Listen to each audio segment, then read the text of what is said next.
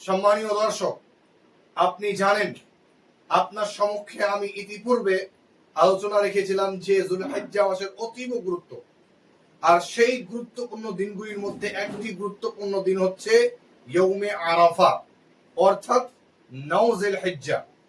যুলহিজ্জা মাসের 9 তারিখ, ঈদের একদিন আগে এই দিনের একটি গুরুত্বপূর্ণ সিয়াম রয়েছে, যে সিয়াম সম্পর্কে রাসূলুল্লাহ সাল্লাল্লাহু আলাইহি ওয়াসাল্লাম বলছেন যে যদি কোনো বান্দা এই দিনের সিয়াম পালন করে তো আল্লাহ সুবহানাহু ওয়া তাআলা তার 1 বছর আগেকার এবং 1 বছর পিছনের গুনাহকে মাফ করে দেন।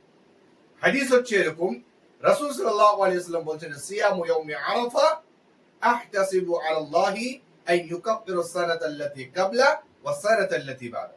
রাসূল সাল্লাল্লাহু আলাইহি ওয়াসাল্লাম বলছেন যে আমি আল্লাহ সুবহানাহু ওয়া তাআলার কাছে আশাবাদী যে অবশ্যই যদি কোনো ব্যক্তি ইয়ৌমে আরাফার সিয়াম পালন করে তো আল্লাহ সুবহানাহু ওয়া তাআলা 1 বছর আগেকার এবং 1 বছর পিছনের গুনাহকে ক্ষমা করে দেন।